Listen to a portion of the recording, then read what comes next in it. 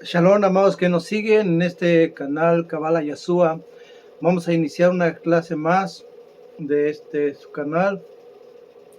Tenemos un concepto que nos va a ayudar a esclarecer algunas ideas en nuestra mente. Aquellos que les gusta estudiar Torah, que les gusta estudiar la Parashá, y se van encontrando con términos que nos van a encerrar en una idea muy literal, muy física. Pero en realidad la Torah habla de muchas cosas, es decir, la Torah dice una cosa de manera literal, pero cuando vamos a la parte interna, la parte profunda, la Torah es dimensional, nos va a llevar a dimensiones internas cada vez más profundas, y no por ser profundas son lejanas, simplemente que nuestra mente va expandiéndose, porque a final de cuentas la expansión de la conciencia es la expansión de la luz. El árbol de la vida no es otra cosa que la estructura del alma cuando se llena de la luz del Creador. El árbol de la vida es el alma llena de luz. Bien, vamos a iniciar con los cuatro mundos, los cuatro conceptos de la Kabbalah que están insinuados y están escritos desde el mismo Bereshit, ¿va? Y también le vamos a agregar un quinto. Este quinto mundo, esta quinta dimensión, en realidad es un exilio también. Y vamos a ver por qué, paso a paso. Perdón. Todo esto está insinuado en el Génesis. Cuando nosotros leemos el Bereshit bara Elohim y todo lo que ocurrió allí, habla de cuatro palabras, que es la palabra Tohu, Babohu, Beyosej y Tehom o Teom. Estas cuatro palabras hacen alusión al desorden, al vacío, a las tinieblas y al abismo. Al parecer son ideas muy fuertes que nos hacen pensar más como algo que se pierde. Algunos lo relacionan hasta con el Geinón, con el infierno, ¿sí? El Tejón, el abismo, pero no es así. Son conceptos que necesitamos entender. Estas cuatro palabras en realidad hacen alusión a cuatro exilios, es decir, los cuatro exilios que ha tenido el pueblo de Israel, los cuales comienzan no en esta dimensión física, sino en una dimensión espiritual, y por eso es que el Génesis es el principio, pero en realidad es el principio de un final que aconteció en otro lugar. Es decir, cuando Adán cayó de esa dimensión espiritual en la cual él estaba, es una dimensión llamada el Edén, el gran Edén, es decir, un jardín, un paraíso que proviene de Edén. Jardín es Edén, mientras que este lugar tiene un origen, ¿sí? Que es la casa. Uno es el jardín y otro es el Edén. Bien, el hombre fue situado en el jardín, ¿sí? No en la casa, es decir, nos da a entender que hay una dimensión superior. El hombre ya estaba en el jardín, pero antes estuvo en la casa, que era el Edén, un paraíso. Por eso cuando usted va al árbol de la vida, la sefirá de Keter es Yud-Heh-Vah-Hei, pero en una parte más profunda o dimensional es el Adán Kadmón, es decir, un alma primordial, un alma enorme que explotó y que ingresó al mundo de Asiyá, y en este mundo de Asiyá fue vistiéndose de materia. Ahorita vamos a ver por qué lo que estoy diciendo es lo que se consideran exilios, porque en esa dimensión existía la belleza y la perfección, pero una vez que entra al mundo de Asiyá, este mundo de la materia, en el mundo de la materia, en el universo, tanto los planetas como las estrellas y otras formaciones en el cosmos,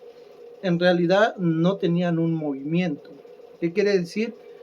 Que el universo en el cual nosotros vivimos ya existía, pero cuando entra el alma de Adán Kadmon, en este universo, comienza la oscilación, es decir, lo que en la ciencia se conoce como la energía cinética.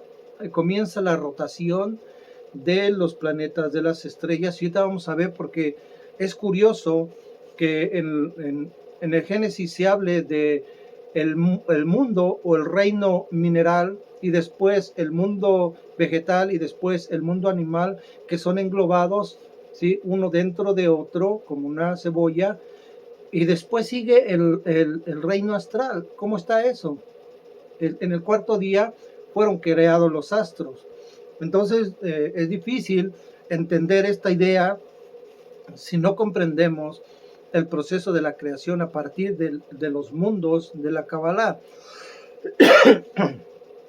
Porque resulta que nuestro cuerpo es una estructura que constituye todo el mundo astral, es decir, todas las estrellas, todas las galaxias. Eso es nuestro cuerpo, es un micro universo, mientras que el universo es un macro cuerpo. Bien, haciendo alusión a esto que estamos diciendo y tratando de entender por qué en el cuarto día Dios creó a las estrellas, ya nos damos una idea entonces que nuestro cuerpo engloba a todas las energías del universo, y ya después viene el ser humano en el sexto día. Una vez que Adán Kadmon, ¿sí?, se convierte en Adán Arishon, es decir, el Adán en el mundo de Asia, empieza el Creador a insinuar en el Bereshit, en el Génesis, la historia del pueblo de Israel. Su historia está insinuada que va a pasar por exilios, es decir, etapas de formación que van a crear a un hombre que finalmente tendría que ser un Adán perfecto, perfeccionado, ¿sí? La palabra Tohu, Bohu, Joshe y Tejón hacen alusión al Yud, He, Ba, He, y también son entonces las cuatro dimensiones que están en el mundo del árbol de la vida, como Malhut, Seir, Anpin, y esta dimensión superior que es Yud, He, Bab, He. Y aquí también podemos entender por qué cuando el Eterno le cambia los nombres a Sara y a Abraham, en realidad les agrega una letra, les agrega una letra Hei, porque Binah y Malhut en ambos casos es la letra Hei del tetragramatón.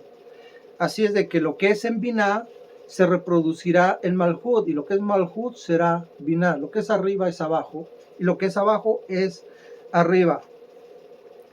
Esta letra Hei no es otra cosa que una Yud partida por la mitad, y la Yud es una dimensión. Hemos explicado en otros videos que cuando vamos a encontrar el número 10, siempre va a hacer alusión a algo completo, algo perfecto, algo que está diseñado, algo que se ha llenado como un vientre, porque hay 9 meses de gestación, y una vez que ese vientre tiene la llenura del número 9, de los 9 meses, entonces está capacitado para surgir a otra dimensión o otra forma de vida.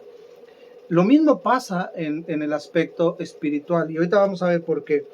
Estas 4 palabras que hacen alusión a los 4 reinos o imperios o exilios en los que iba a dominar Babilonia, Grecia, Persia y Roma al pueblo judío, ¿sí? Está muy representado y me parece la parte que más se repite de las profecías en el libro de la Torá, las profecías de Daniel. Ahora vamos a ver, Tohu representa a Babilonia, Bohu a Persia, José a Grecia y Tejón a Roma. Tejón es abismo, Teón. Bien. Vemos cómo en estas 4 fases hay una quinta o un quinto elemento que se le puede decir Yehi Or, y hágase la luz. Este quinto elemento aparece cuando dice el Creador en el Bereshit, y el espíritu de Mashiach estaba sobre la faz del abismo. El Ruach Elohim, es decir, los rabinos, los cabalistas de alto nivel, no es algo que nosotros inventemos, porque no estamos para inventar nada, ni a intuir nada, ni a sentir, ni a pensar, ni a creer nada que no sea algo que la Torah nos enseña y lo desarrolla de una manera muy completa. Es que ellos dicen que el espíritu de Elohim, el Ruach que estaba sobre la faz del abismo, hace alusión a la letra Aleph Tav que está en el centro de las 7 palabras de Bereshit bara Elohim et Asamaim be'et haaretz. Es decir, estaba en medio, estaba sobre la faz del abismo, y hace alusión al espíritu de Mashiach. Vamos a darnos cuenta entonces que de estas 4 frases o estas 4 palabras que tienen un sentido muy negativo, que suena muy agresivo, el abismo, las tinieblas, la oscuridad, esas cosas, al final hay un quinto elemento que es la luz. Yehi Or, la luz, y hágase la luz. Entonces ya tenemos un concepto que está basado en 4 más 1, igual a 5. No por nada la Torah tiene 5 libros. Bien. Ahora, el Edén es la casa. Cuando vamos a la gematría de Edén, voy a decir las gematrías y las palabras. No voy a escribir hoy mucho en el pizarrón por causa del tiempo, pero la palabra Edén tiene una gematría de 9. Y jardín, el jardín tiene una gematría de 10, que es Gan Eden, 9 y 10. Es decir, que esta dimensión, el jardín, es 10, porque es un lugar perfecto, completo, que proviene del 9. Hemos dicho que la palabra 9 tiene una similitud con Emet, que es verdad, tiene la misma gematría de 9. Entonces el jardín, ¿sí?, es una creación que proviene de una verdad superior absoluta, que es Emet, una verdad, es decir, la verdad del Creador, y de ahí viene el jardín. La casa es la verdad del Eterno, ¿sí?, es su verdad. Ahora, es un jardín perfecto que procede de la verdad absoluta. Un río salía del Edén y se subdividía en 4. Es decir, de esta casa, que es Edén, surgía un solo río, la verdad. Por eso hemos dicho que es la verdad absoluta del Creador, y se subdivide en 4. Estos 4 ríos vuelven a hacer alusión a los 4 imperios que van a gobernar al pueblo de Israel. ¿Sí? Ahora, vamos a ver cómo nos enseña la Cábala que Abraham es la rectificación del alma de Adán, por no decir la reencarnación del alma de Adán, porque no fue la reencarnación, fue la rectificación del alma de Adán. Es decir, con Abraham inicia el proceso de la perfección de esa alma caída que vino a este mundo. Abraham, dice Bereshit 15:9, toma para mí. Y Dios le ordena a Abraham tomar para sí una ternera, un chivo, un carnero, una tórtola, que son 4 animales, más un quinto, que es la paloma. Paloma en hebreo es la palabra Yoná. La palabra Yoná tiene una gematría de 71. Y es curioso que la palabra Yoná tenga una gematría de 71, porque quiero aquí aclarar algo. No estamos rebuscando gematrías, nos tratamos de hacer algo incorrecto con las palabras del idioma sagrado. Pero esto es lo que nos enseñan los rabinos, los maestros, porque ellos son los maestros y nosotros lo que hacemos es una interpretación de la Torah basada en el conocimiento que surge de la Torah. Fíjese que dice el Talmud y el Zohar, que cada persona en este mundo su propósito de vida es hacer una interpretación de la Torá. Si cada cabeza es un mundo, entonces vamos a tener 8,000 millones de interpretaciones de la Torá. Si todas proceden de la Torá, es decir, de la luz del Creador, entonces las tendremos y serán todas correctas. No es el yo pienso, yo creo, yo siento, yo intuyo. Es lo que Dios nos ayuda a expresar. Nosotros únicamente vamos a canalizar ese conocimiento, lo vamos a unir con otras ideas. Entonces vamos a tener una hilación de pensamiento de Emet, de la luz del Creador, de la verdad del Creador. La palabra Yoná tiene una gematría de 71 y los rabinos nos enseñan que a una palabra se le puede agregar una letra Aleph. No hay otra letra que se le pueda agregar, solamente la Aleph. ¿Por qué? Porque la Aleph alude a la conciencia divina, a la conciencia del Creador.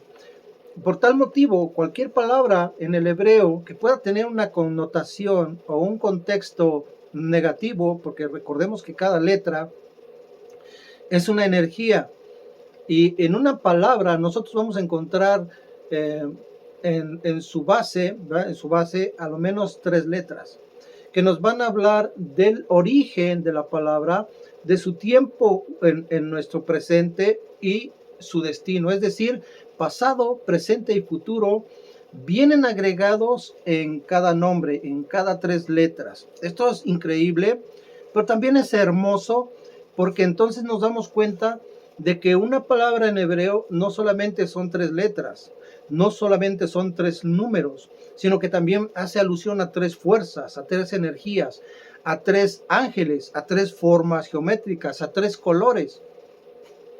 Bien, dicho esto de paso, cuando se le agrega una letra Aleph a una palabra, siempre y cuando se pueda, al final no es difícil, ¿va?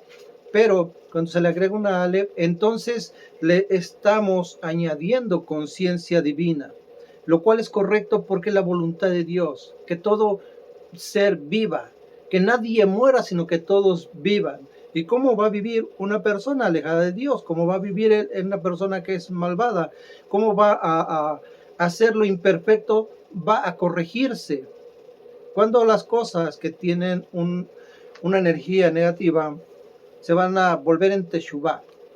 Cuando la conciencia de la letra Aleph es agregada a la palabra, así como el Eterno le agregó una letra Hei al cuerpo de Sara y le agregó una letra Hei al alma de Abraham, esa dimensión perfecta que él en un mundo futuro se lo mostró a Abraham al decirle: en tu simiente serán bendecidas todas las naciones de la tierra, todas las familias.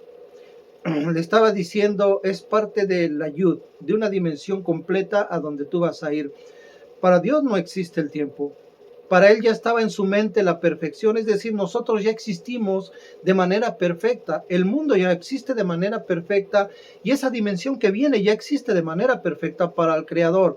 Únicamente para nosotros que vivimos en la letra intermedia de alguna palabra, por decirlo así, existimos en el tiempo presente, donde hay un proceso de creación, de formación. Le puede llamar evolución para que su mente lo entienda, pero es gestación, es organización, es una verdad tras otra que van dando forma a algo que lo va haciendo de lo inconsciente a lo consciente como un parámetro. Bien, cuando le ponemos o le agregamos al número 71, que es el valor de la palabra paloma, que es Yoná, aparece el número 72, que describe o alude al Gesed. La palabra Gesed también es 72, es misericordia. Ya suena razonable entonces que alguien puede tener apariencia de paloma, pero no por ser blanco va a ser una paloma. Puede ser blanco por fuera y por dentro no muy blanco, pero si es blanco por fuera y tiene la Aleph de la conciencia divina, de la luz del Creador dentro, entonces es 72. Entonces es Gesed, entonces es verdadera misericordia. Bien, seguimos. Hemos visto entonces este concepto de 4 y 5. 4 animales y un quinto que es la paloma, cuando el Eterno le dice a Abraham, porque él decía, ¿y cómo voy a saber yo que voy a heredar todo esto? Tal vez lo que hizo no lo alcanzaba a entender, pero ahora en nuestros tiempos nos damos cuenta. Hemos encontrado entonces este concepto de 4 y 5. El verso de Bereshit que estamos leyendo cuando Dios le manda a Abraham que traiga para sí estos animales, termina diciendo, Vaihi Hashemesh Labo, cuando el sol salga. Dicen los Jajamín que alude a la Geulá, el Mesías. Nuevamente, esta paloma, ¿va? Se ve deslumbrada por la luz de cuando el sol salía, es decir, cuando Abraham estaba viendo el sol. Si nosotros transportamos esta palabra del sol como Yehi Or, como hágase la luz, como el espíritu de Mashiach, lo transportamos aquí, entonces diríamos cuando Mashiach surgía, ¿sí? Al alba, cuando Mashiach surgía. Y vamos a encontrar otras ideas que nos van a dar a entender esto, porque fíjense que la destrucción de Sodoma y Gomorra, de Sedom y Amorá, el verso en Bereshit 19:23 dice, Hashem etz yatza al haaretz velo batzor ara. El sol salía sobre la faz de la tierra. ¿Cuándo? Cuando Lot, al salir de Sedón y de Amorá, de Sodoma y de Gomorra, le dice al ángel que le dé permiso de llegar a un lugar que se llamaba Zoar. Los ángeles previamente apuran a Lot para que salga de Sodoma, es decir, le dicen apúrate porque viene la destrucción, pero cuando usted lee el verso de la Torá resulta que es antes de que salga el sol, es decir, en las tinieblas. Recuerda la palabra tinieblas que aparece en el Bereshit, en Tohu, Bohu, Gesholem, etc. Las tinieblas, donde las tinieblas gobiernan, entonces ahí va a haber destrucción en las tinieblas. Y en ese momento los ángeles le dicen a Lot, apresúrate, incluso lo jalan, ¿va? Pero cuando él llega a ese lugar, esa cueva, a ese poblado o sitio o macón, lo vamos a llamar el lugar, llamado Zoar, dice la Torá, Hashem es yatza al haaretz velo ba zoará. El sol salía sobre la faz de la tierra cuando él llegó a la cueva de Zoar. Es decir, nuevamente aparece la palabra el sol. Entonces, quiere decir, vamos a transportar esta palabra nada más. Cuando Mashiach salía o se manifestaba sobre la faz de la tierra, nos está indicando que es en el mismo momento en que terminan las tinieblas y comienza la luz. Hay un caos.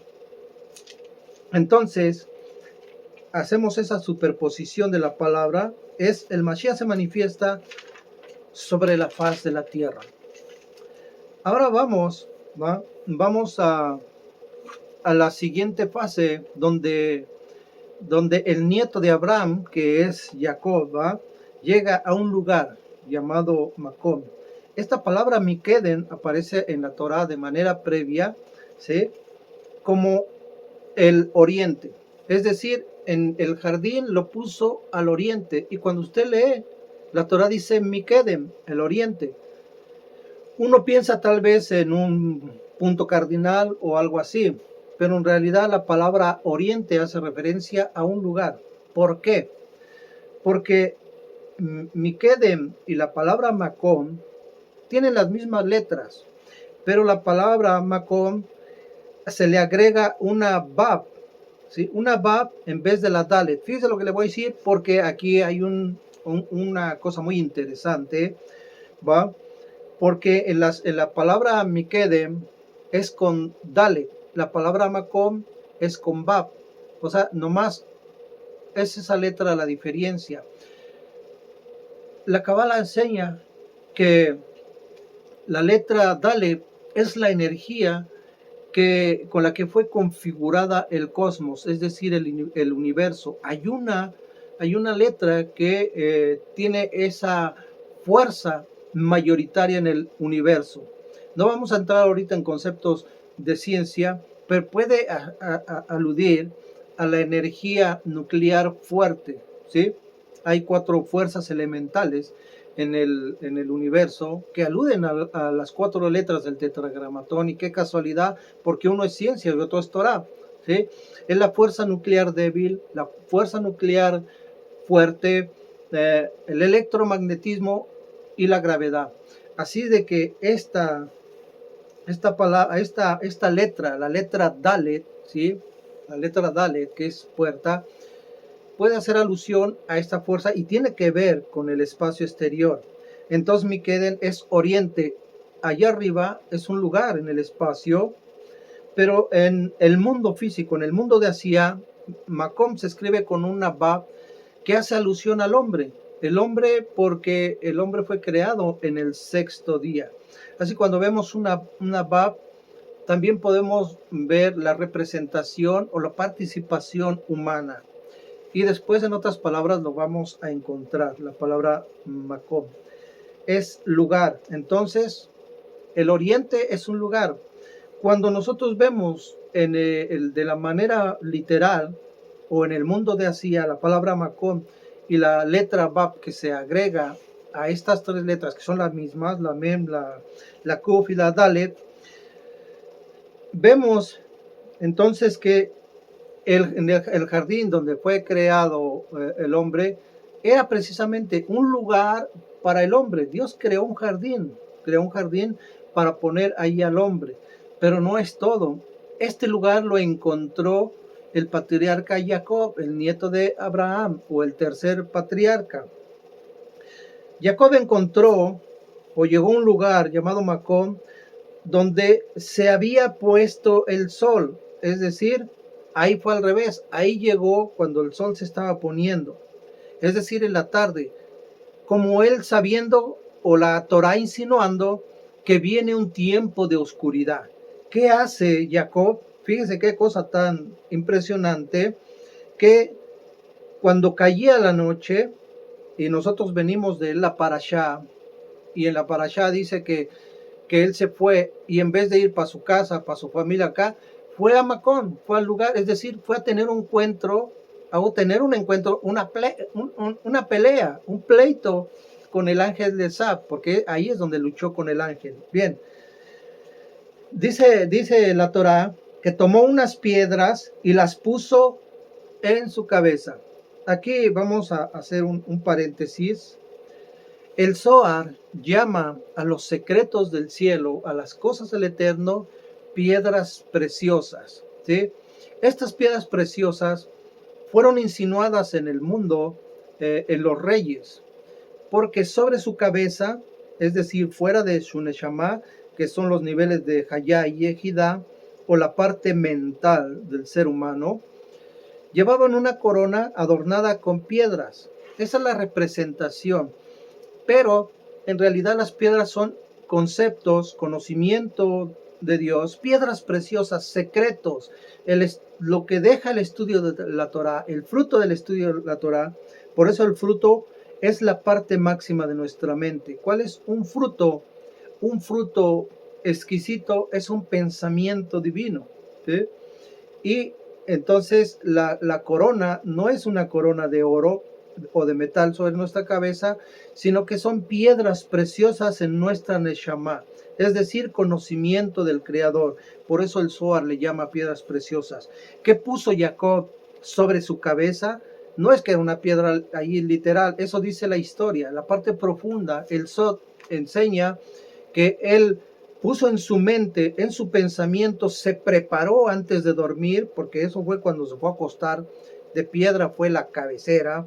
Entonces, él puso sobre su pensamiento ideas, conceptos profundos de Torah, ¿sí? Porque sabía que iba algo a pasar, él lo intuía. Entonces, estas piedras preciosas, ¿verdad?, que coronan al rey, él utilizó esos conocimientos las piedras eran conocimientos, eran secretos, era sabiduría del Creador, porque al dormir entonces dice que soñó. Y ahí es donde comienza la historia, porque dice la Torá que había ángeles y que subían y bajaban en la escalera, ¿verdad? En esas sulam, esta escalera. Y estos ángeles que subían y bajaban, ¿qué eran o qué son? ¿Qué son los ángeles? Dicen los jajamín que estos ángeles son los diferentes imperios que iban a gobernar o que iban a imponerse sobre el pueblo de Israel. Es decir, un ángel llamado el ángel de Babilonia subió en su gobierno el tiempo que haya durado, digamos 50 años, y bajó. Y después el otro imperio subió sus 30, 40 o 70 años y bajó, y así sucesivamente. Por eso tocaba la tierra y tocaba el cielo. Ahora, fíjense lo que le voy a decir, porque esta es la parte a donde yo quería llegar, porque es una parte hermosa, que es muy incomprendida en el medio religioso, que era el ángel, cómo un ser humano se peleó con un ángel y le ganó. O sea, ¿cómo es que le ganó? Cuando se lucha con algo o contra alguien y se le vence, entonces esas fuerzas espirituales son recibidas, ¿sí? Yo gano esas energías.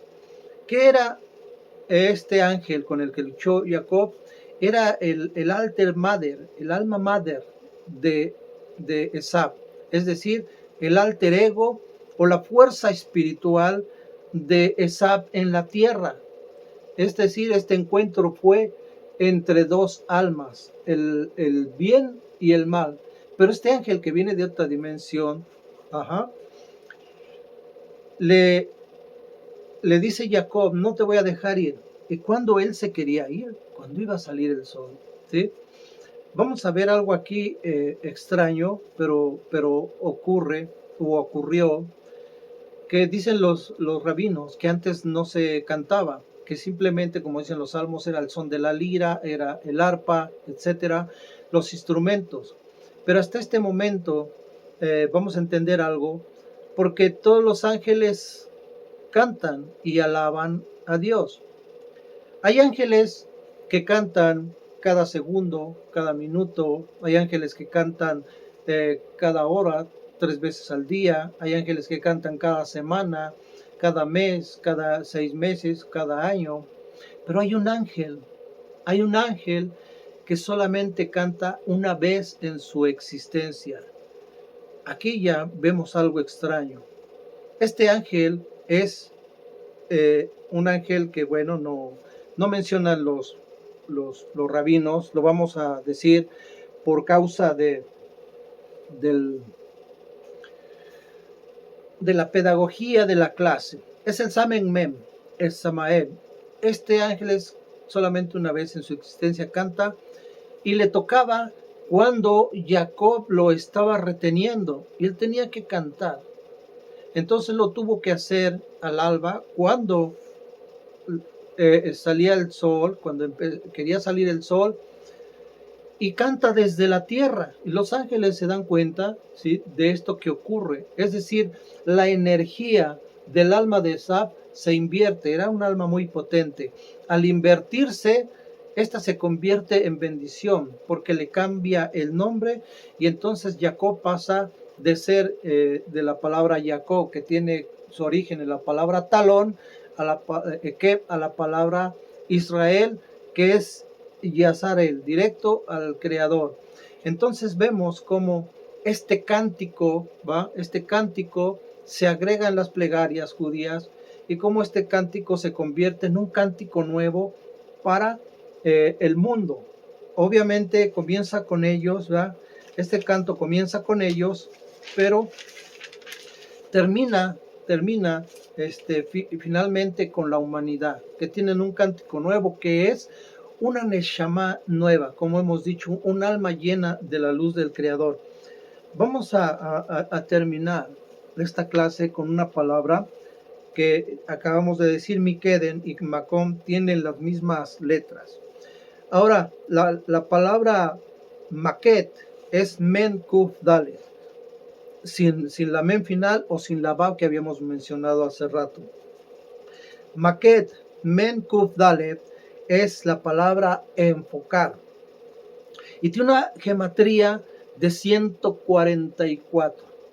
Cuando nosotros vamos a las gematrías, todos los números pueden ser expansivos. ¿A qué me refiero? La luz del Creador es una energía expansiva. Cuando a este 144, como dice la Torah, para Dios 1000 años es como un día y un día como 1000 años, está agregando la letra Aleph, porque la letra Aleph vale 1, pero como se dice 1000 en hebreo, Elef, entonces la misma letra hace alusión a 1000. Si se da cuenta, entonces la palabra enfocar, maquet, de 144 puede ser 144,000.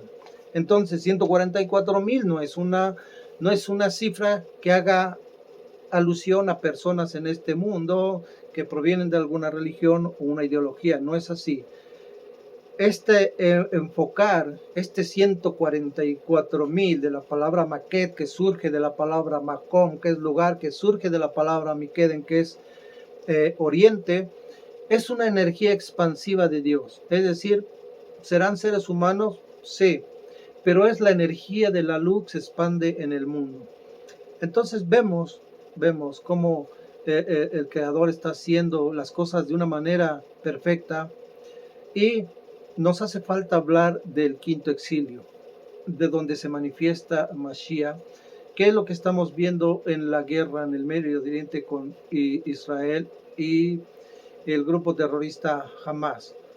Tiene que haber una guerra, tiene que haber sufrimiento y dolor, porque a veces solamente así entiende la gente, porque solamente a través del dolor, que es el maestro por excelencia, surge la excelencia de nuestro ser. Esta puede ser la manifestación del Mashiach a nivel conciencia colectiva o una persona, como ellos lo esperan. No hay ningún problema con eso. El Mesías va a surgir, sea un hombre, es un estado de conciencia, se va a manifestar, pero nosotros somos los responsables de esta manifestación solamente al estudiar la Torah, a buscar al Eterno de una manera sincera. Espero que hayan aprendido algo, que el Eterno les conceda Shalom.